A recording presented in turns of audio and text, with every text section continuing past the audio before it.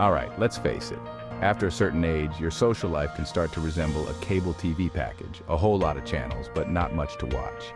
Maybe your social circle's shrunk a bit, or perhaps you've gotten too good at solitaire, and now it's time to mix things up. Here's the good news.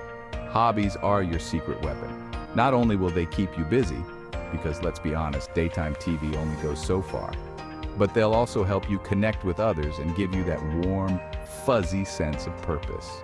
So grab your reading glasses and a cup of tea. Let's dive into the best hobbies to keep seniors engaged and socially connected.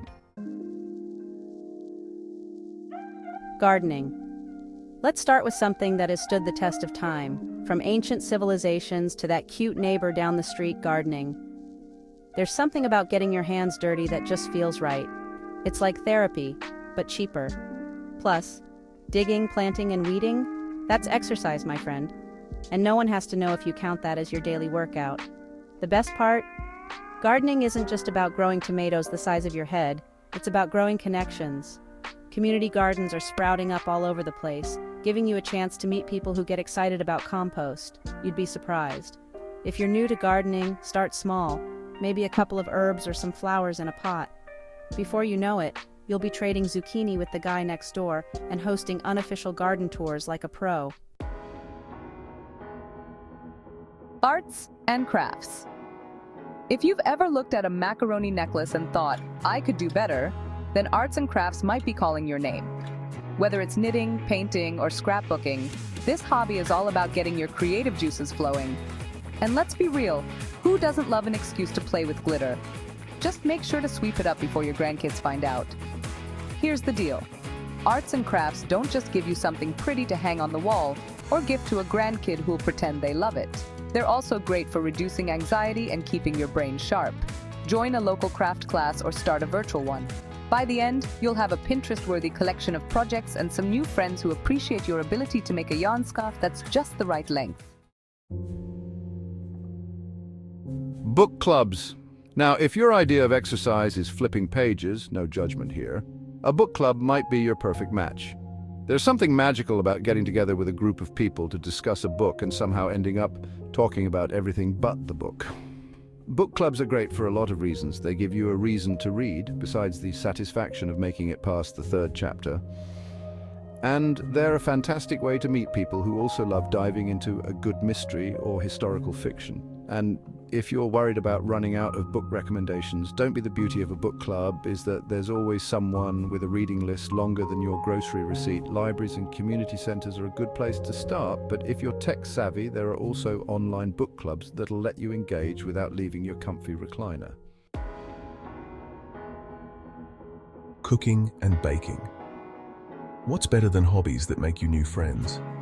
Hobbies that make you food. Cooking and baking are as social as hobbies get. And let's be honest, no one ever says no to homemade cookies. Whipping up a meal isn't just about the ingredients. It's about sharing stories, bonding with loved ones, and maybe even showing off that perfect pie crust. If your idea of cooking is reheating leftovers, don't worry. You don't have to be the next Gordon Ramsay. Start with simple dishes like soups or casseroles, and work your way up. And don't forget about those community cooking classes, where you can learn new tricks while making new friends. Pro tip: if you're making something that requires more than one pot, you're probably doing it right. We all love a good Netflix binge, but sometimes it's nice to be a real-life superhero. Volunteering offers a sense of purpose, and let's be honest, there's no better way to feel needed than by helping others. Whether you're mentoring kids, stocking shelves at the local food bank, or snuggling kittens at the animal shelter. Tough job, but someone's got to do it. Volunteering is a win-win. The trick to finding the right volunteer gig is matching it with something you're passionate about, like animals, help at a shelter, love food, who doesn't? Serve meals at a soup kitchen. Just be warm. Volunteering has a funny way of making you feel good, so you might end up addicted. If someone told you years ago that you'd be video calling your grandkids from the comfort of your home, you'd probably laugh, right? Yet here we are. Technology isn't just for the younger generation. Seniors are getting in on the action too. And the best part? You don't have to leave the house. Whether it's learning a new skill on Coursera, watching a virtual concert, or joining an online forum where you can bond over your shared love for early morning birdwatching, tech opens up a whole new world of hobbies.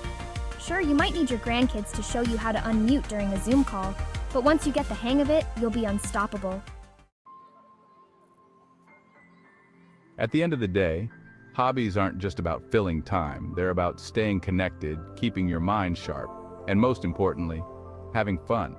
Whether it's gardening, arts and crafts, cooking, or volunteering, there's a hobby out there with your name on it. So put down the remote, grab your gardening gloves or knitting needles and get out there. Well, maybe after that nap you were planning. Subscribe and follow.